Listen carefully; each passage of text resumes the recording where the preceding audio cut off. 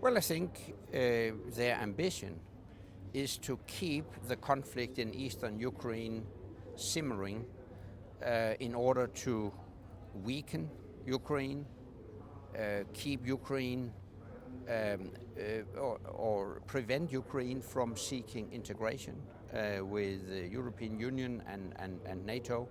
So the goal is very clear. You don't think there's a chance that they will go for straight up annexation of Ukraine or a peace, a substantial peace of Ukraine?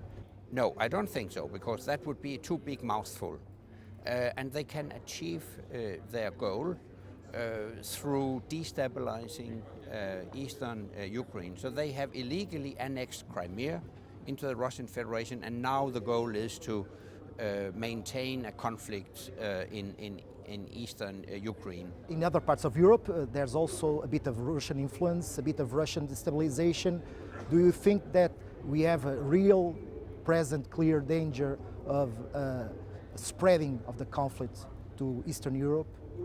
That is a clear risk, in particular in the Baltic states, where we have big Russian-speaking communities, and we all know that President Putin has issued a doctrine according to which Russia preserves the right to interfere in other countries in order to protect what they consider the interests of Russian-speaking communities. Of course, that is a matter of concern in the Baltic states. Do you think, without the benefit of insight, that NATO could have done something different or better regarding that conflict? Now, I think NATO has done what NATO should do, namely, first and foremost, defend and protect NATO allies. And to that end, NATO has established a very rapid reaction force, a spearhead force that can be deployed to a NATO ally if necessary within a very few hours. And I think that's a very important initiative. Mr. Kasparov, is Vladimir Putin unstoppable? What will it take to have a political change in Russia? Look, every dictator at one point looks unstoppable and invincible. But we know the end of every dictator. We know it from history. Vladimir Putin will not an exception. This regime is based on this poisonous propaganda that keeps most of Russian public, sort of under the spell, but it cannot last forever. Economy is not doing well, though unfortunately the sanctions are too weak to force Russians to understand that they're paying a huge price for Putin's aggression. But I think the combination of the decline of the living standards and isolation and a political defeat, or even military defeat in Ukraine, which means that Putin will not be able to achieve what he wanted, I think that those combinations will create conditions where even Putin's elite will start getting nervous. How does Ukraine, the Kremlin's policy towards Ukraine, fits in with the Kremlin's internal policy? Everything dictator does, it's about his own power. So that's why it's all about domestic agenda. Even if you have the foreign policy aggression, it's still, about, making sure that he has, a new mythology, so a new form of legitimacy. Because Putin came back in 2012 and everybody knew election was a fake. Economy was no longer an excuse. He couldn't brag the same economic results and to sort of steady improvement of living standards for Russian middle class as in 2004, 2005, for instance. So he needed something else. And what else he could offer to Russian public but to sort of rebuild Russian empire.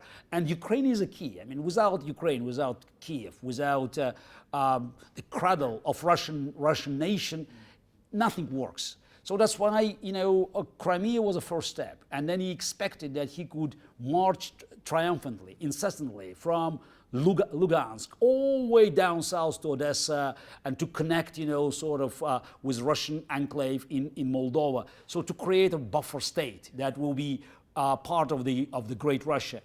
But he failed.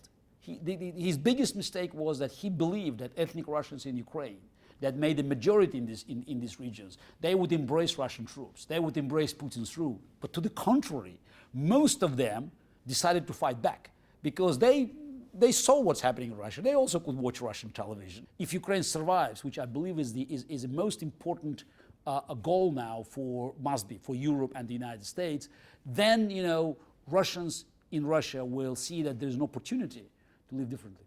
There's a widespread feeling, sensation around the West that the internal opposition in Russia is crushed or nearly so.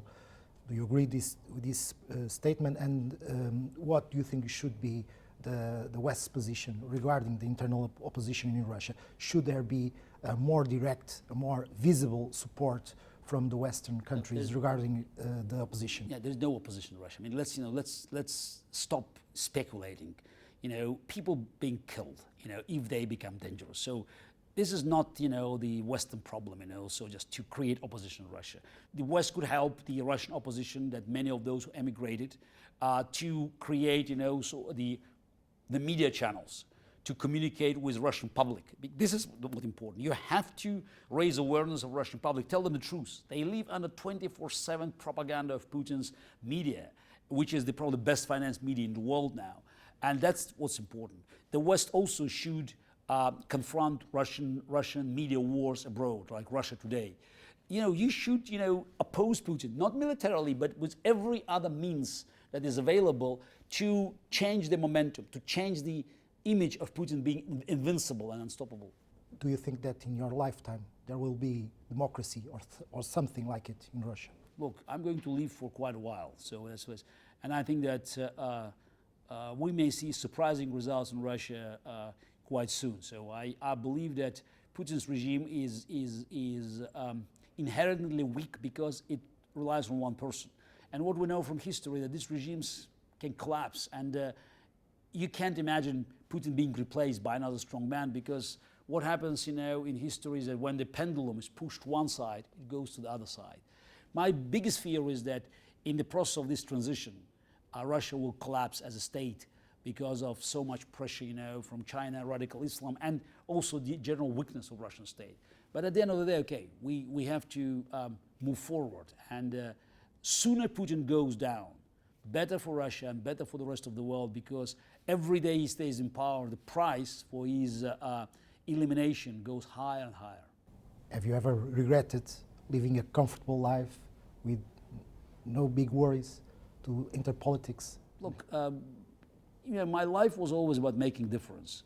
So making difference at the chessboard was much easier because it was my game. I could study, I could work hard, I could, show the strengths of my character at the board, and everybody played by the rules.